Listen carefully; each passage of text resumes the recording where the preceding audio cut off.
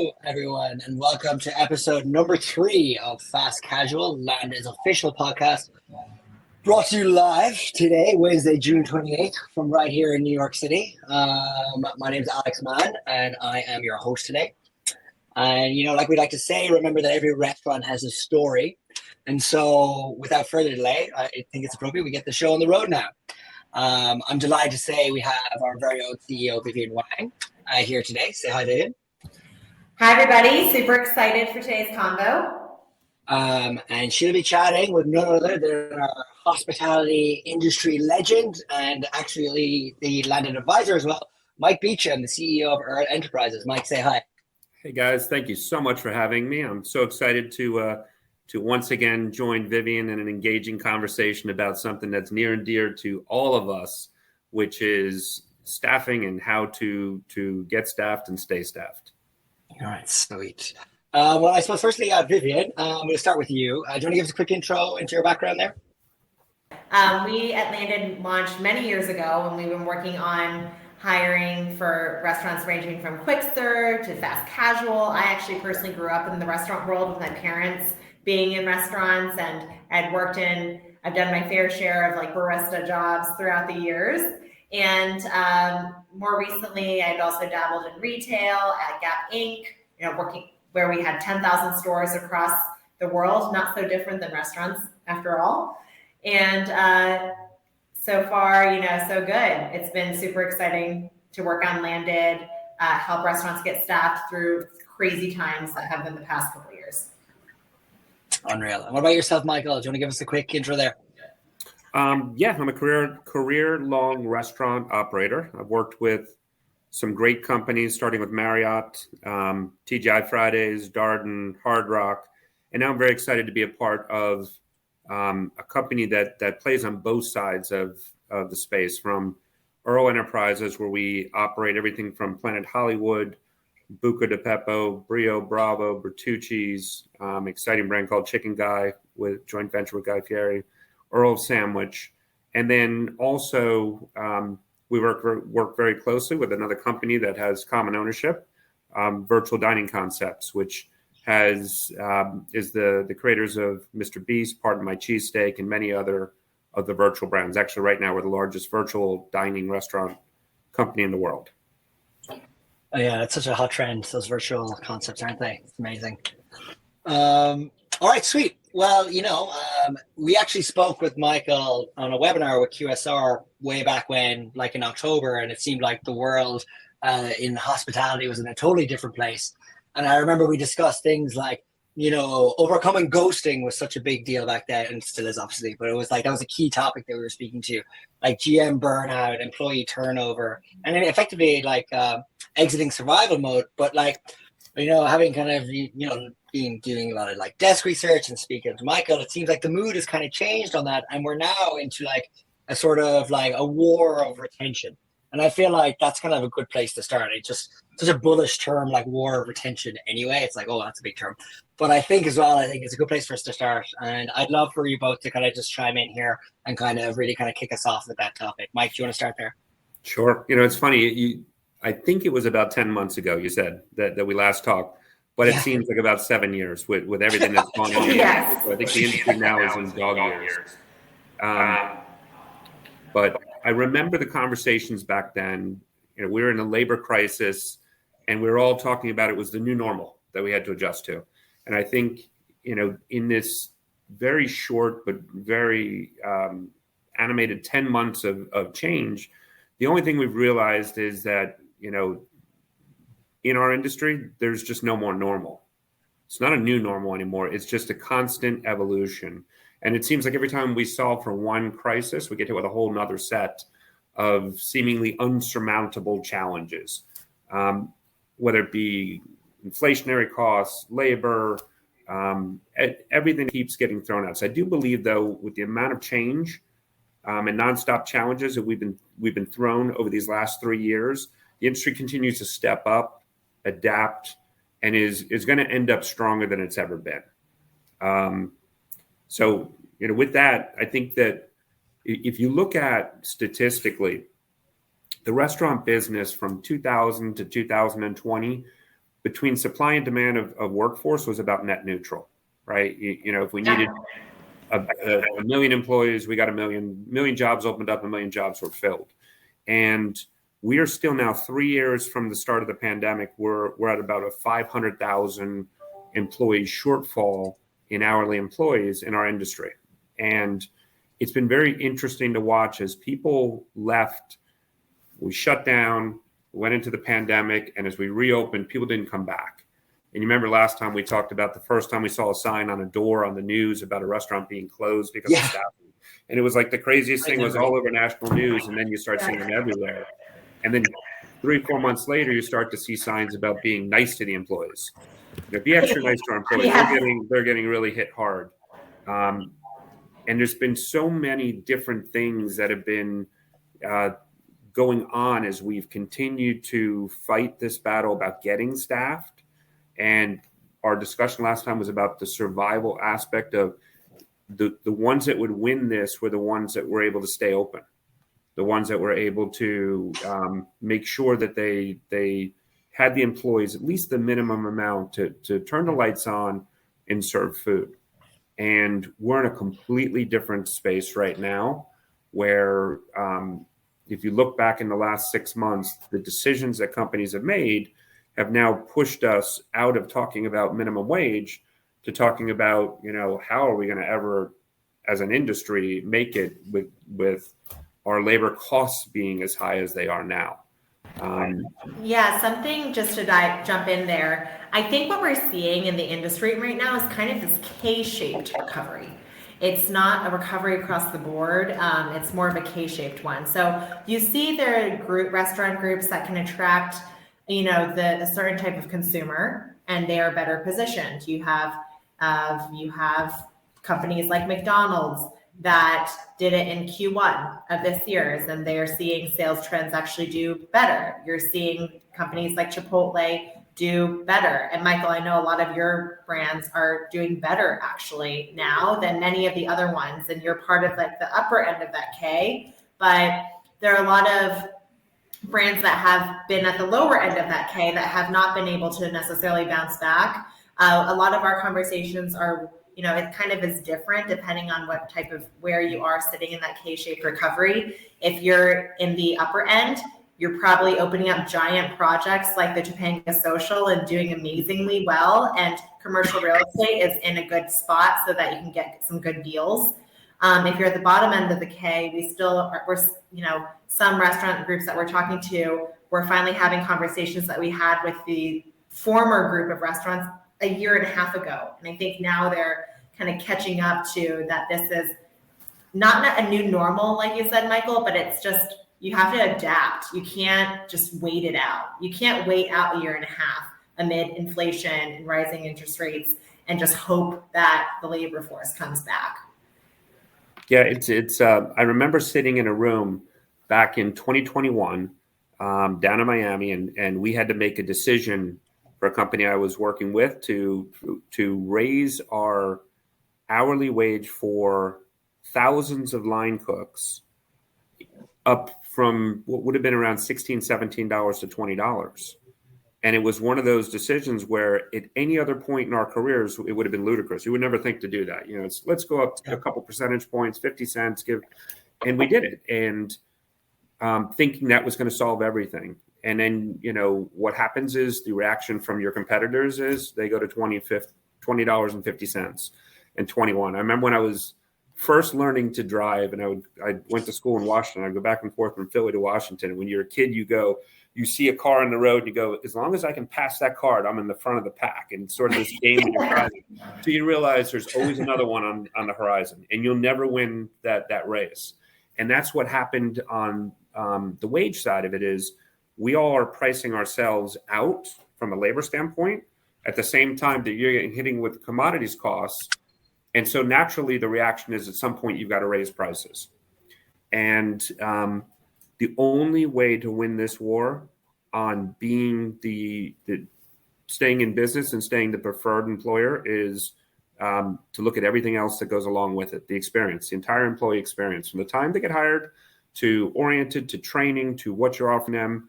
and it's not always going to be wages. There was a survey by Toast I saw recently, and I thought it was an interesting perspective.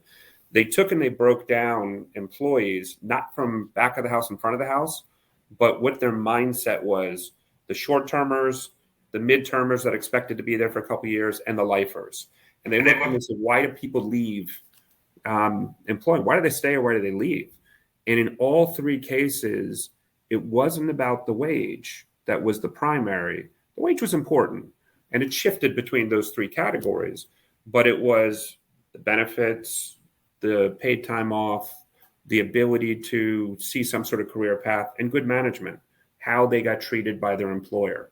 And I said this the last time we spoke, and I'll say this again: whoever wins that, becomes the employer of choice, is going to win this war, because it's a bigger picture what's going on. We went from, and we talked about this last time, we stole a lot of share from supermarkets.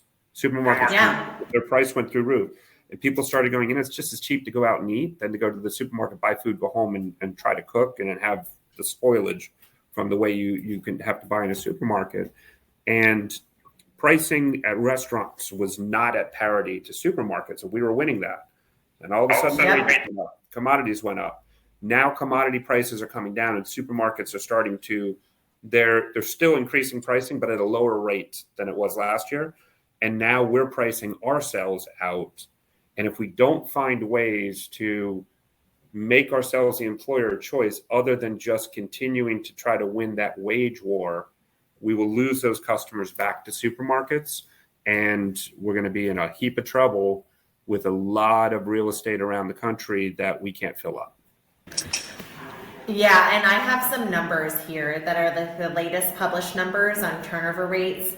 And I think the 90-day curse is what some people talk about. So, how do you get people past the first 90 days? Because after the first 90 days, they're going to stay significantly longer. But I have some interesting numbers in front of me. And I think actually what stands out to me the most is that full service restaurant actually has a 37% management turnover right now. Those are the latest numbers. And for quick service, management turnover is 68%. Can you imagine having to turn over 68% of your management team, which is basically the lifeblood of your organization? Yep. In the restaurants? 68% a year. I mean, that number is so high. And, for non-management, it's 176% in quick serve restaurants right now. And for full service, it's 113%. So it's super high, but I think what really sticks out to me is the management piece. How are we better supporting those managers so that we're bringing down those numbers? And we did a survey of some of our candidates, over 1,000 of our candidates last year. And part of the hiring process that we heard was that 1 in 3 candidates will just take the first job that they're offered. And they're applying to these 14 jobs in one sitting. So if you're applying to 14 jobs in one sitting, you're taking the first job that you're offered. It really, and 70% of your employee base is now Gen Z when it comes to non-management hourlies. What is that experience of becoming a preferred employer? Well, you're kind of treating you're treating your employees as a guest in those first 90 days. And you really should be thinking about your employees as your guests in the first 90 days. Otherwise, they're just visiting. I mean, these employees are also your probably your customers. They're your consumers. There's a lot of overlap between your guest and your potential employee in a lot of cases. And I just think that's an interesting thing to think about amid what you're saying, Michael. Yeah, the one of the things that we all did, in addition to just increasing wages, is we put these incentive programs in, and some of them got pretty out of hand in terms of, we'll do a hiring bonus. If you stay for 30 days, we're going to give you $500. If you stay for 90 days, we're going to give you an extra $2,000. And then we started giving referral bonuses. You bring your friends, we're going to pay them, but we're also going to pay you retention bonuses. My own son worked for a company where at the end of the summer, he made more money off of the retention bonuses and the hiring bonus than he did getting paid his salary. Wow. So, really interesting to see, though, that when you pointed out about the managers, some of the companies that I worked with before, 20 to 25% for a management turnover was, anything north of that, we were going to get really nervous and start to really reflect what we're doing as a company, what our culture is. And right now, you've got managers that don't have any fear about leaving a job because they know there's so many of them out there. So you better be on your game to make sure that the experience for them as well is keeps them. It's the glue, it's the stickiness. They come in and they want to be a part of it. They see a long-term career path, and anyone who doesn't think or realize that their impact to what your employees and that turnover is missing the boat. So we said all those statistics show 30% of people leave a job, but not because of their wages. It's because of how it's managed.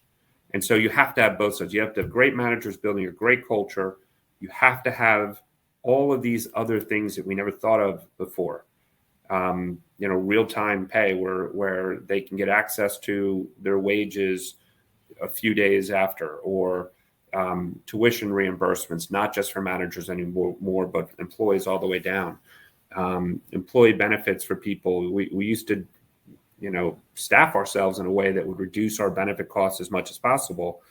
Now it costs us more to hire and retain people than it would have to try to get everybody the benefits that they want and need to be happy where they're working. Those are the things that we really have to think about and put in our plans. Yeah, that's actually very, very interesting. I mean, we talk a lot about like culture kind of starting at the top, and it sounds like you're putting a lot of investment and time and thought into this, and it sounds like it's really, really working for you as well. Is there any particular type of program there, like from like continuous learning or tuition reimbursements or line of sight of career paths? Is there any like particular one that you've seen that's like, oh, that has definitely worked for like our hourly worker talent? What we find is that, especially with the Gen Z population, they want to learn, they want to be engaged, they want mentorship. They don't want to come in and do a menial task and do it over and over again and be, living paycheck to paycheck for something that gives them no purpose or meaning. They want to feel like if I'm there, I'm valued, I'm learning, whether or not they choose to be in our industry or not long term. They want to at least the time they spent there, have it be valuable that they can apply it somewhere else. That costs you nothing to put in mentorship programs and to show the people that you're bringing in that you care enough that they're not just a pair of hands executing a task, but it's engagement. It's about meetings. It's how keeping them involved, sharing even sales data and getting people to feel competitive between store and store. I was in a Taco Bell at one point in the Midwest where we were working with a company where every single Taco Bell in that company had a screen that it was almost like the scoreboard of the other Taco Bells, and all day long they were competing against each other, and the prizes were, from a cost standpoint, meaningless, but the pride, you couldn't replace that, and they loved that. And these are things that everybody talks about, but very few put into place and do it well. And the ones that do find that the result is that it pays off 10 times over. I love that idea. I mean, you guys you've been setting some records when it comes to growth with some of the projects that you have launched, like the Topanga Social, which I mentioned a little bit earlier. Mm-hmm. I don't want to steal your thunder there, but I think we are the busiest food hall in America right now. I'll say the universe, but I don't know. I don't have data on some of the other countries, but we are.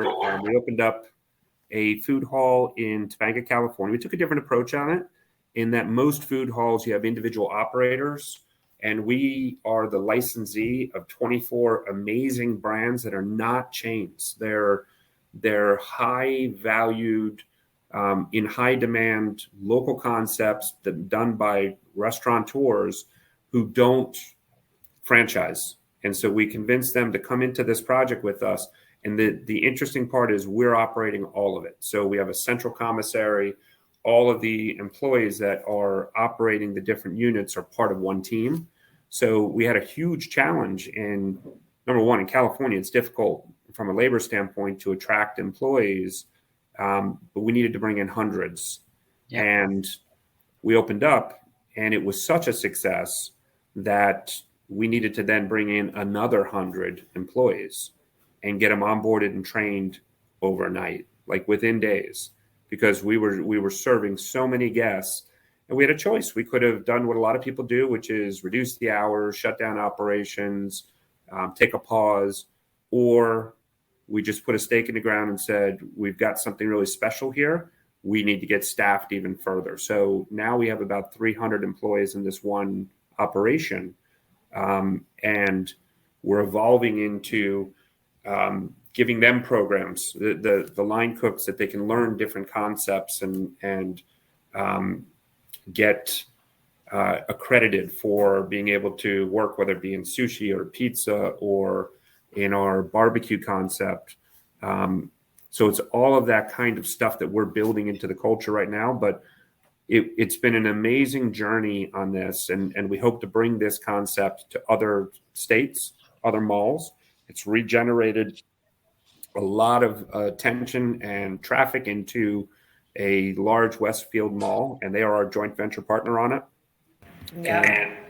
And if we had taken this on with the way we used to do things about hiring people, we would have gotten pummeled, to be honest. I don't know how we would have survived it. And that's where when the use of technology or the use of, in this case, we partnered with Landed, came in and we put our trust in you all and said, you're going to fill the funnel. At the same time that our managers were literally on the floor trying to do their own job and 3 hourly employees' jobs, we were able to manage hiring, bringing in more people because we had the technology to be able to make that process seamless. Yeah. So it's been a very, very, it's been a great experience for us. And I think it's a great showcase of how technology can take and allow our people to do more with less resources and get to a better result. Totally. I'll tell you a fun fact, Michael, about this. Just to give you context of like technology and just the scale of the operation that project was. How many text messages do you think were sent to candidates before your lunch? Just like I take a wild guess. I have absolutely no idea that one.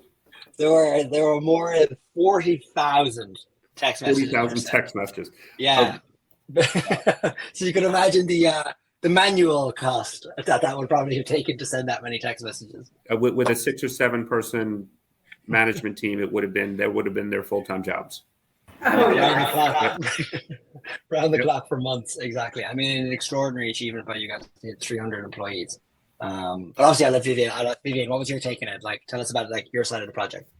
Yeah, I mean, I know. So we had a really great team on the Landed side supporting every step of the way. I think and I'm excited to hear, Michael, that you guys are going to be doing more of these because this is a concept that works. I mean, you guys have been smashing revenue numbers like every weekend over there, and good luck with 4th of July upcoming because that's going to be even more so. But it really came down to like just making sure that we had the quality of the candidate and then also the speed. I mean, I was looking at some of these numbers and we were responding to every candidate message in 7 minutes. 7 minutes is how quickly we're responding to every person.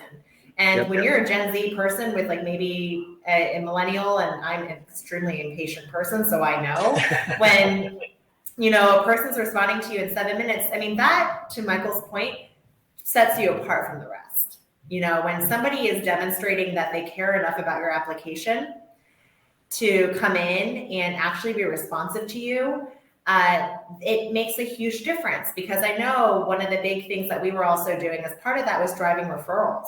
Because when you bring in a qualified candidate, every qualified candidate, without a doubt, knows many other qualified candidates. So for the same effort and for the same cost from an ROI perspective, you can bring in a really great person, but you're delivering such an amazing experience. We always try to wow our customers, right? every single restaurant tries to wow your guests. If you're wowing your candidates, right now you still have the opportunity to wow them by being super fast. But this is just where the entire industry is going. Everybody realizes they need to be super fast. I know that when I talk to some of our clients, they look at their point of sale systems and they're like, how long does it take when a screen is grease covered to type in a number? And if it's a milliseconds of difference, then that equates to thousands of dollars of lost revenue a day. So the milliseconds of difference when you're thinking about hiring, it's a similar thing. I mean, we're talking about the same people who are buying a burger and the same people who are applying for your jobs. They're just as impatient. Mm-hmm. So that's just something that, the 7 minutes just really stuck out to me because I'm like, dang, that's really fast. But I mean, of course, like, at scale, right? It's 300 people.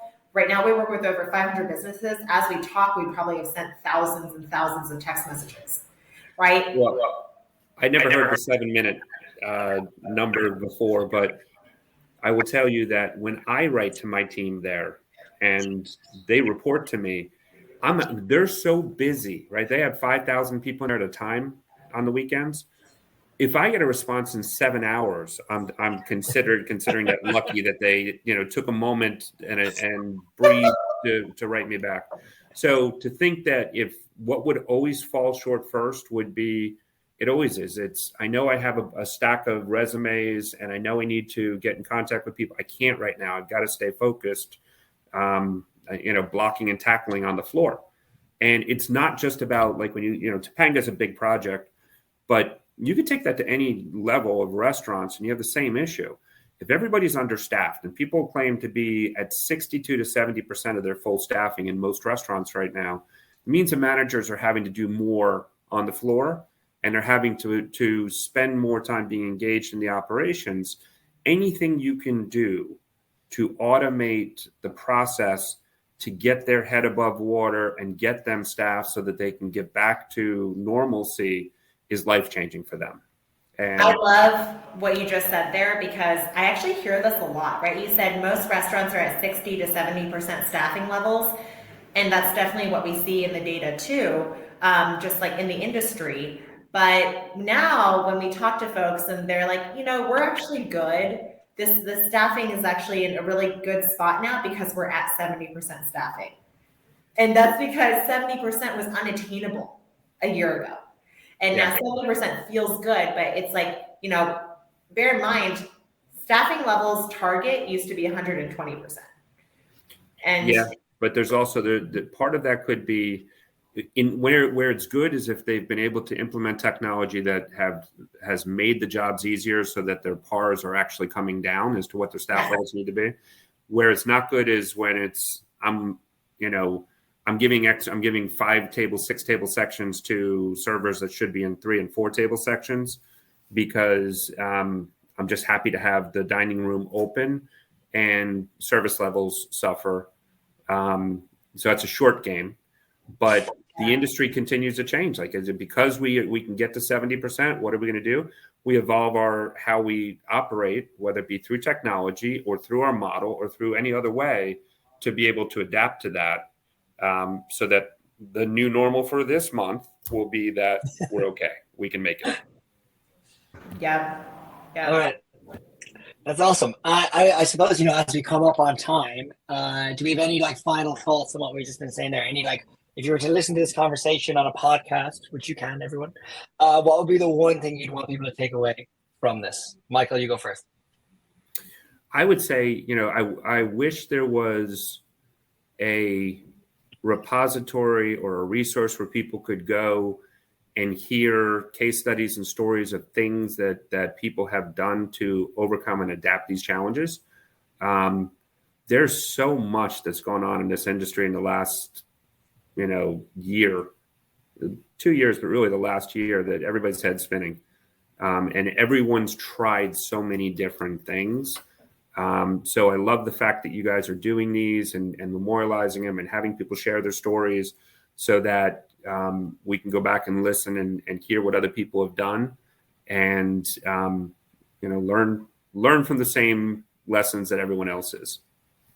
And I'm going to actually piggyback off of something that Michael said. I think this like concept of the retention wars is the takeaway here is that it's, you know, kind of a zero-sum game right now when it comes to high quality talent in the industry, and understanding that retention is truly, it's not just within, it's not the tools you use, it's not just your brand, it's not how your restaurant has been doing things, it's how other people have evolved.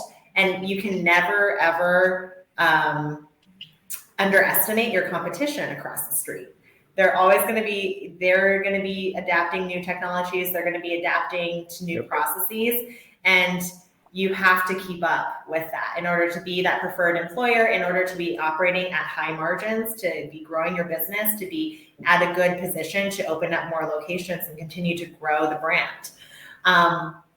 So this is an amazing conversation, Michael.